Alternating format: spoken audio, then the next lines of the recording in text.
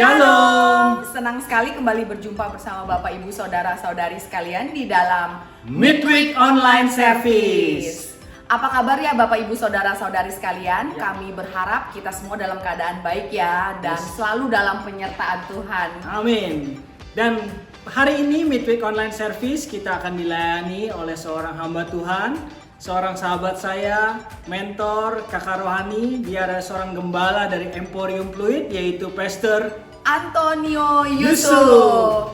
So, tanpa memperpanjang lagi, mari kita siapkan hati, siapkan catatan, kita sambut firman Tuhan dari Pastor Antonio Yusuf. Shalom Bapak Ibu Saudara Jemaat GBI Rayon 1D yang dikasihi oleh Tuhan Yesus. Senang ketemu dengan Bapak Ibu Saudara dalam ibadah Midweek Service ini. Bapak Ibu Saudara, hari ini saya akan bicara satu hal yang sederhana. Mari kita lihat terlebih dahulu, ayatnya terambil dari 1 Samuel 7 ayat yang ke-12. 1 Samuel pasal yang ke-7 ayat 12 berkata demikian. Kemudian Samuel mengambil batu dan mendirikannya antara Mispa dan Yesana. Ia menamainya Ebenezer. Katanya, sampai di sini Tuhan menolong kita. Saya beri judul service saya malam hari ini adalah Ebenezer. Ebenezer punya arti sampai di sini Tuhan menolong kita. Pak, Bu, Saudara, kalau 2 tahun ini saya tahu bukan tahun yang mudah untuk setiap kita. Kalau sampai hari ini kita bisa ada sebagaimana kita ada sampai hari ini. Apapun kondisi kita. Mungkin dari kacamata kita, dari perspektif kita, dari cara pandang kita. Kita berkata, bukan ini yang aku harapkan. Bukan seperti ini yang aku inginkan. Tapi kalau hari ini kita bisa ada sebagaimana kita ada. Kita bisa berkata seperti ayat tadi. Ebenezer. Sampai di sini, sampai hari ini. Tuhan Yesus masih menolong setiap kita. Pak, Bu, Saudara, mari kita lihat satu ayat sebelumnya. 1 Samuel 7 ayat 11 berkata demikian. 1 Samuel 7 ayat 11. Keluarlah orang-orang Israel dari Mispa mengejar orang Filistin itu dan memukul mereka kalah sampai hilir Betkar. Kemudian Samuel mengambil batu dan mendirikan di antara Mispa dan Yesana. Ia menamainya Ebenezer. Katanya sampai di sini Tuhan menolong kita. Pak, Bu, Saudara, dikatakan orang Israel mengejar orang Filistin musuhnya. Waktu Israel mengejar Filistin musuhnya, sampai dikatakan mereka memukul mereka sampai kalah. Akhirnya Nabi Samuel berkata, Ebenezer, sampai di sini Tuhan menolong kita. Kenapa mereka bisa berkata demikian? Kenapa khususnya Nabi Samuel bisa sampai mengambil batu, mendirikan mezbah, dan mengucap syukur dan berkata, sampai di sini Tuhan menolong kita. Kenapa bisa sampai demikian Bapak Ibu Saudara? Ternyata ada 2 peristiwa khususnya yang saya mau cermati untuk hari ini. Bagaimana akhirnya Nabi Samuel dan bangsa Israel bisa mendirikan mezbah, mengucap syukur dan berkata, Ebenezer, sampai di sini Tuhan menolong. 2 peristiwa itu adalah di 1 Samuel pasal yang ke-4 ayat yang pertama dan kedua. Ini peristiwa yang pertama, 1 Samuel 4 ayat 1 dan 2 berkata demikian. Dan perkataan Samuel sampai ke seluruh Israel. Orang Israel maju berperang melawan orang Filistin dan berkemah dekat Ebenezer. Sedang orang Filistin berkemah di Afek. Orang Filistin mengatur barisannya berhadapan dengan orang Israel. Ketika pertempuran menghebat, terpukullah kalah orang Israel oleh orang Filistin yang menewaskan kira-kira 4.000 orang di medan pertempuran itu. Pak, Bu, Saudara, ternyata waktu di ayat 1 dan 2, waktu Filistin dan Israel bertemu peperangan yang pertama, Alkitab berkata, ayat tadi berkata, hari itu 4.000 orang Israel tewas di pertempuran tersebut. Ngalami kekalahan, 4.000 tewas dari orang Israel. Tidak cukup sampai di sana. Dilanjutkan di ayat yang ke-10 dan 11. 1 Samuel 4 ayat 10 dan 11 berkata demikian.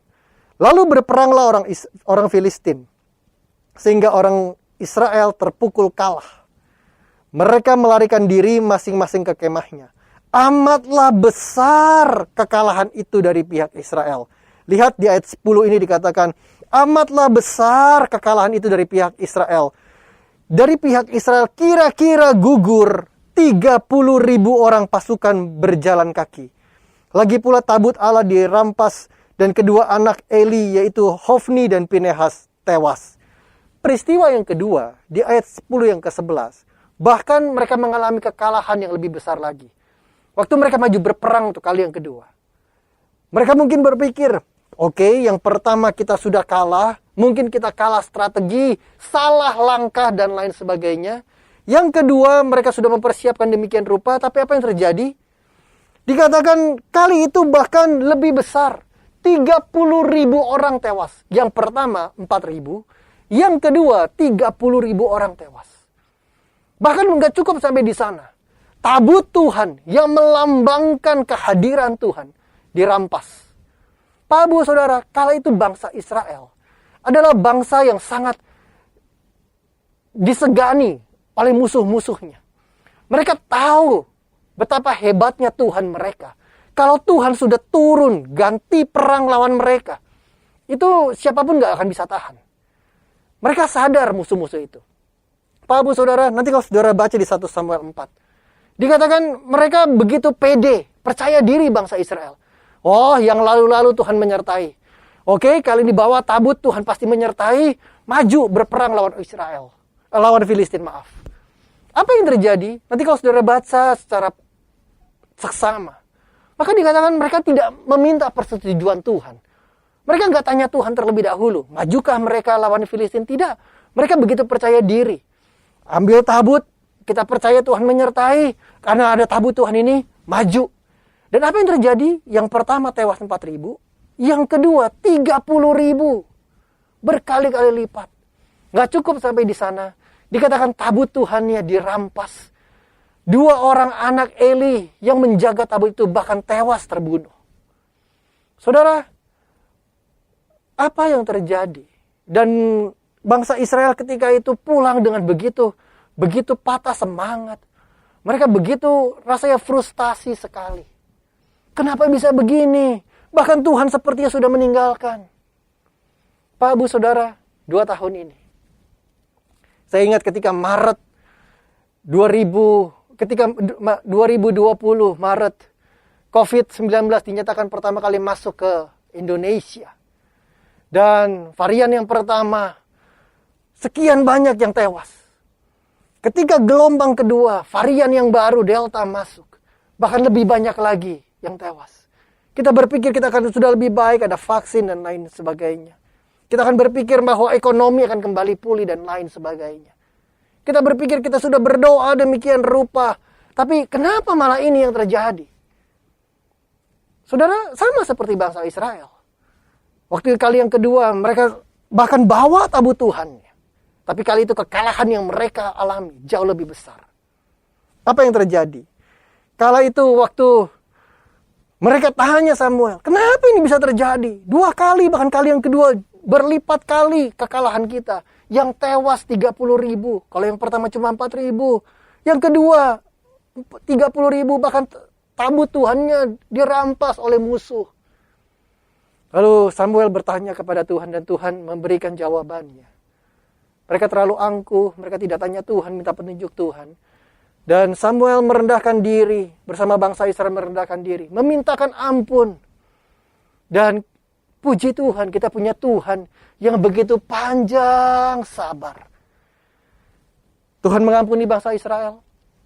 Dan kali itu Tuhan berkata, kali ini maju, maka aku akan menyertai. Dan sampailah tadi di 1 Samuel pasal yang ke-7, ayat 11 dan 12.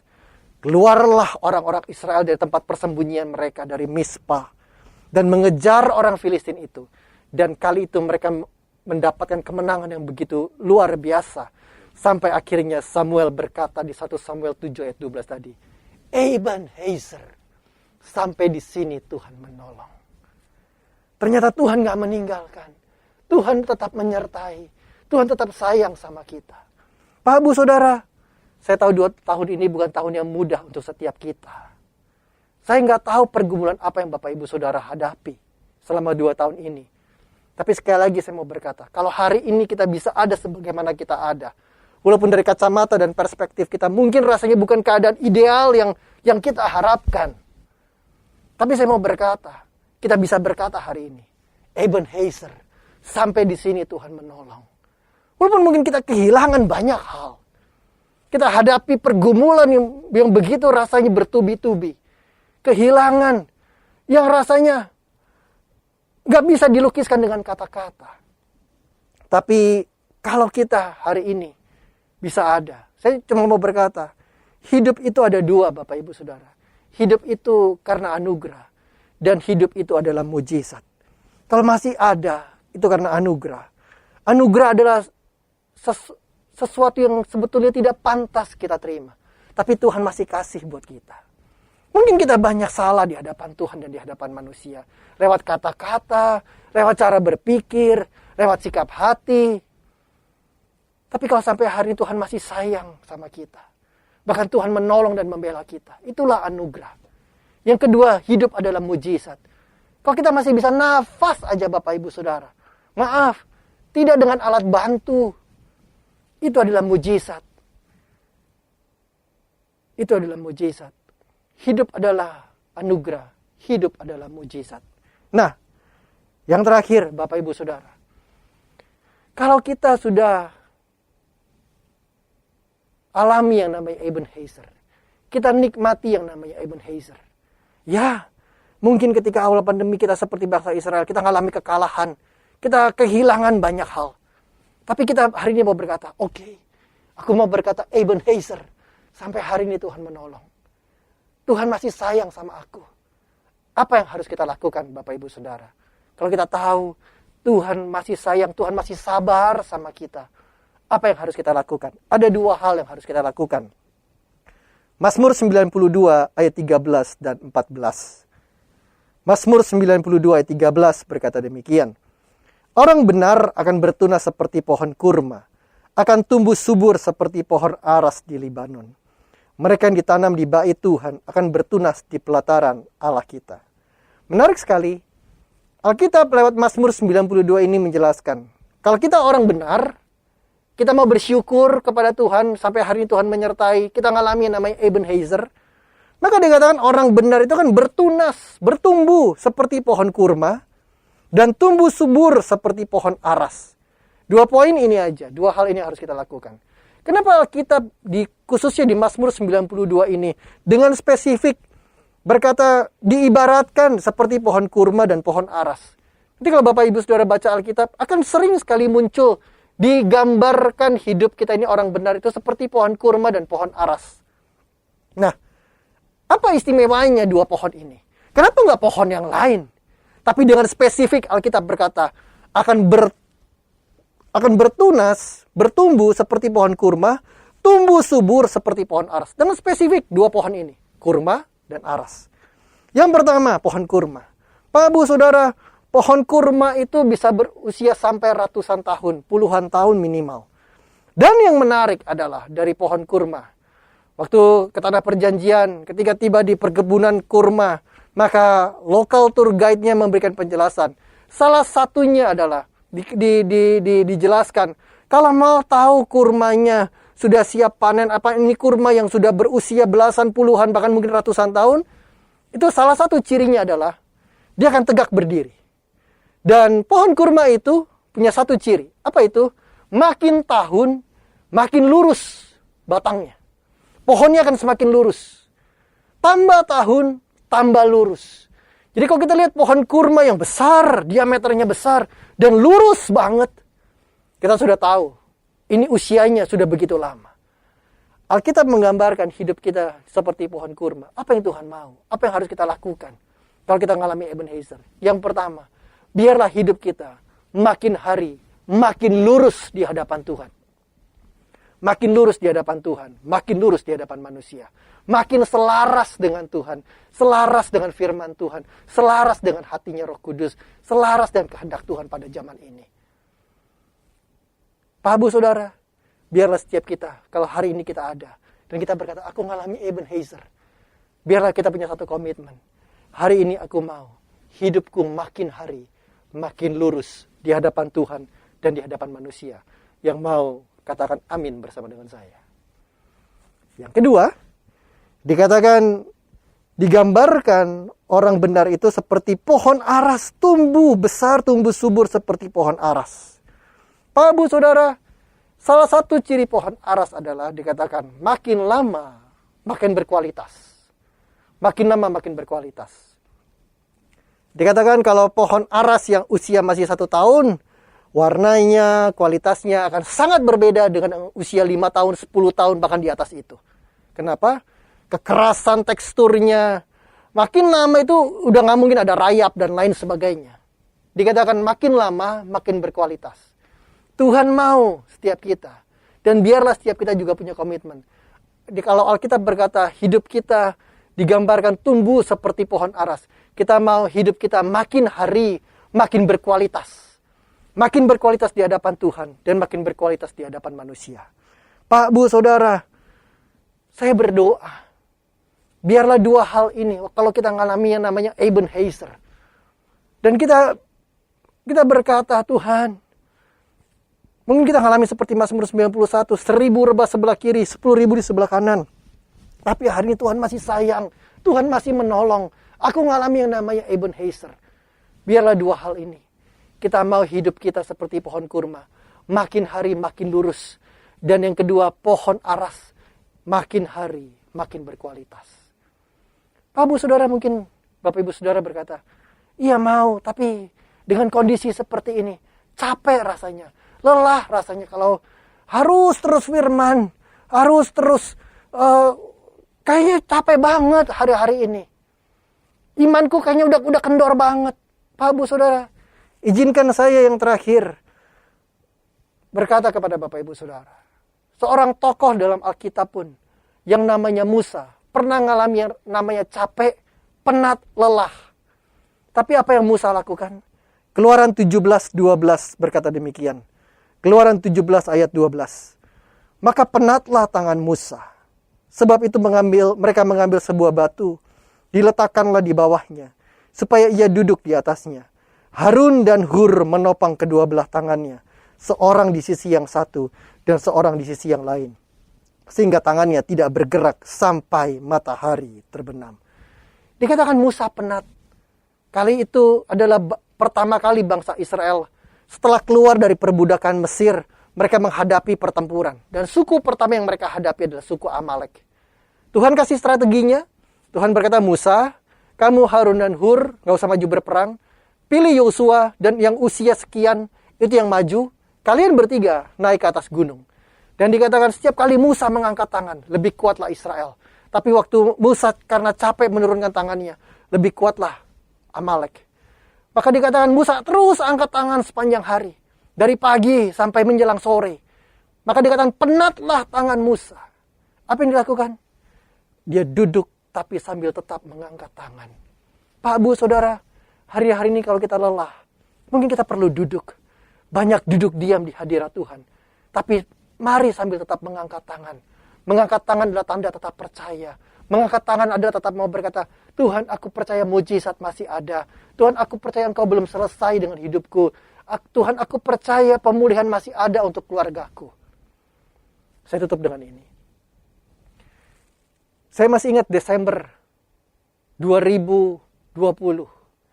Saat itu kondisi saya begitu lelah, begitu letih. Pak, Bu, Saudara, 2 tahun ini juga bukan tahun yang mudah buat saya.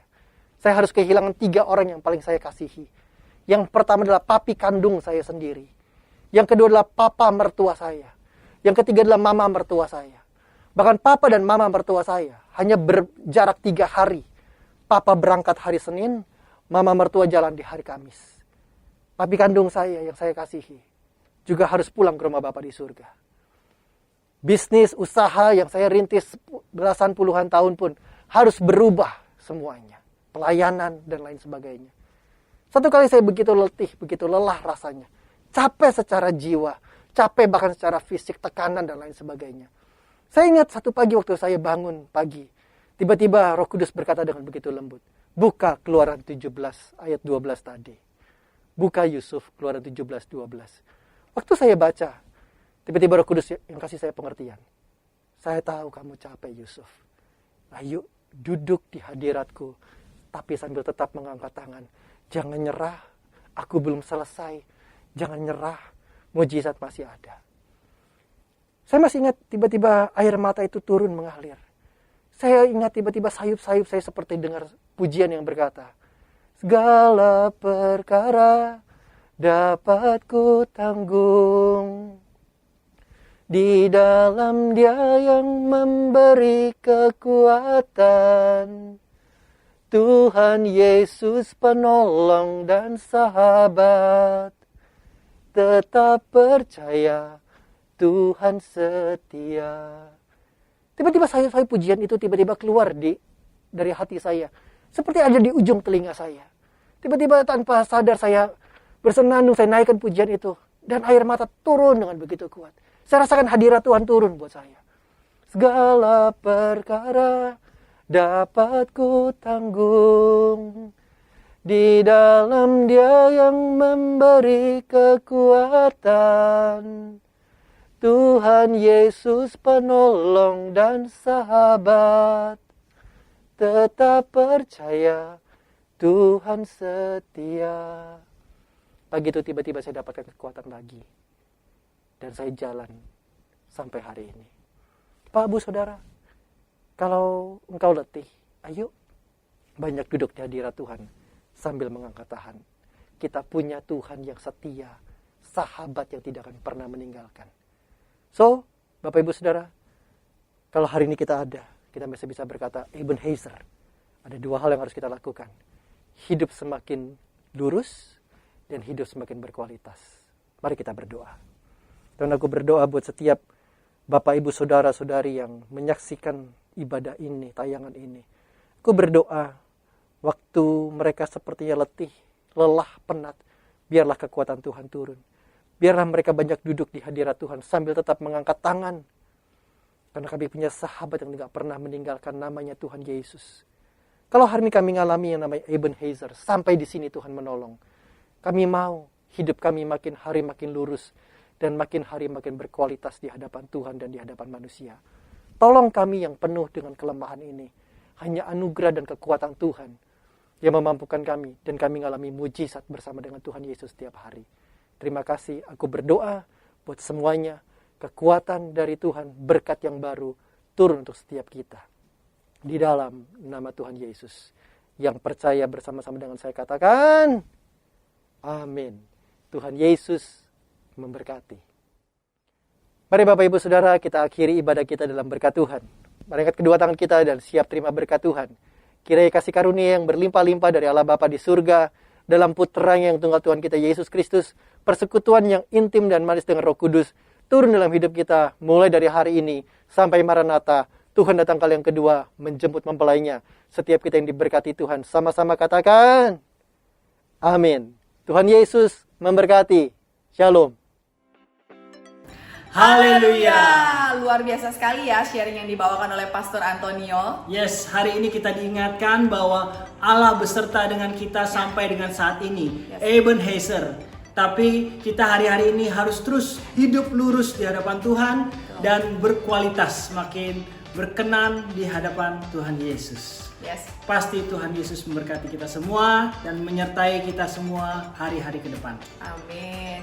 Oke, pada kesempatan ini juga kami ingin mengucapkan banyak terima kasih buat Pastor Antonio untuk sharingnya. Yes. Tuhan terus berkati pelayanan dan pengembalaan Bapak ya. Dan tidak lupa salam untuk keluarga di rumah. Oke, sampai jumpa di Midweek Online Service selanjutnya 2 minggu mendatang. Yes. Tuhan Yesus memberkati Bapak Ibu sekalian.